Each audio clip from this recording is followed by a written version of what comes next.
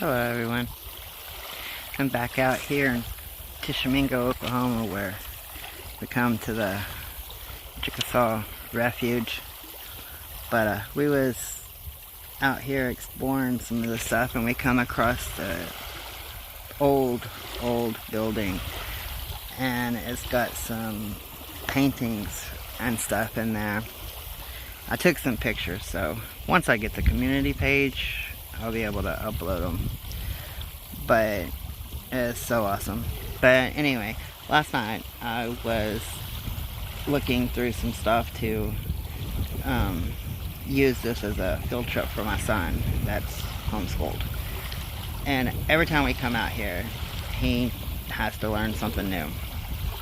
And so I found the story of Cheif Tishomingo. And it was published on 3/23 of 2016 by a guy pretty close to here. His name is Bill Miles. But it says, the story of Cheif Tishomingo. A quiet and sad mood enveloped the atmosphere, just like the hot, sticky July weather. Tenseness that could have been cut by a tomahawk existed. Only the battered frame of the tattered old chieftain kept the peace. Such was the journey of death for the one proud and illustrious Chickasaw Indians in 1837, as the first contingent of the tribe moved westward from their beloved Mississippi homes.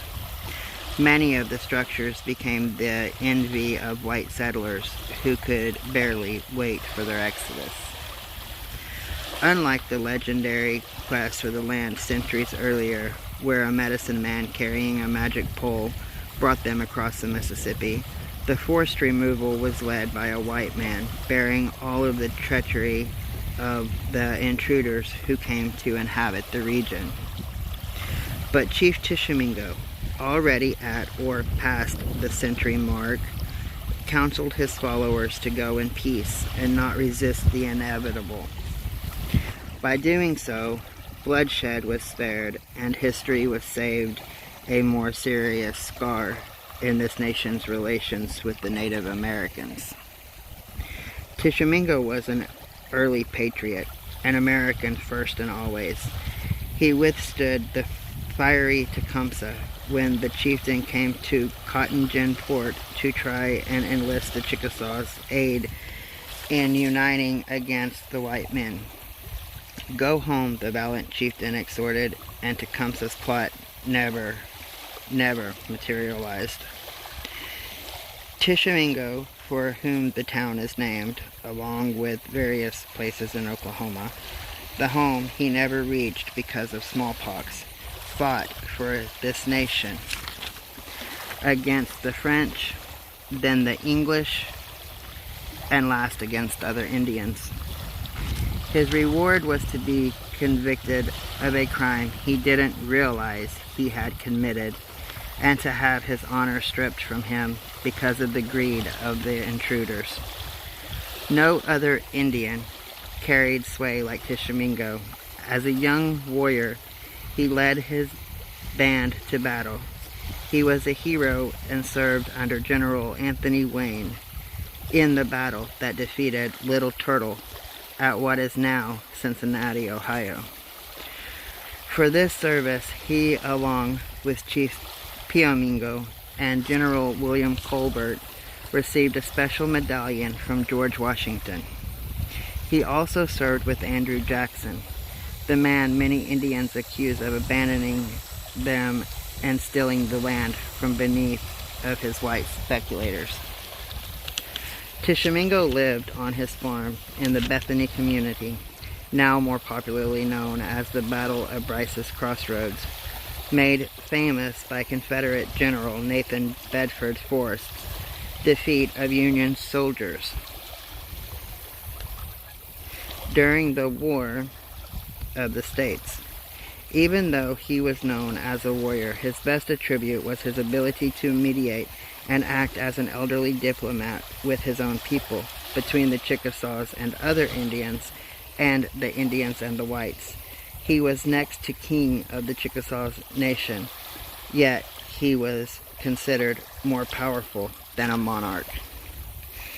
Tishomingo, even though he was confined to a jail in Monroe County at its original courthouse located in the Athens community, was allowed to go to Pontotoc to sign a treaty on October 20th, 1832. One of the provisions of the treaty affected Tishomingo. It read, "The Chickasaws feel grateful to their old chiefs for their long and faithful services in attending to the business of the nation. They believe it is the duty to keep them from want in their old and declining age. With those feelings, they have looked upon their old and beloved Chief Tishomingo, who is now grown old and is poor and not able to live in that comfort which his valuable life and great men deserve.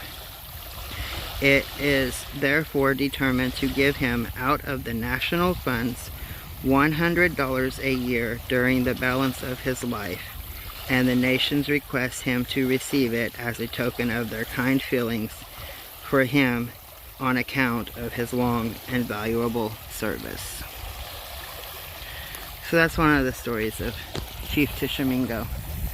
And this place where I'm at right now, which I've had in other videos, is part of the Refuge.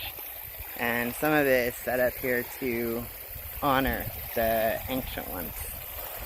Like nothing can be taken, nothing can be removed other than, you know, a few fish. No hunting, no nothing. It's just all land. Birds, animals, everything set up for their great honor. Have a good day, everyone.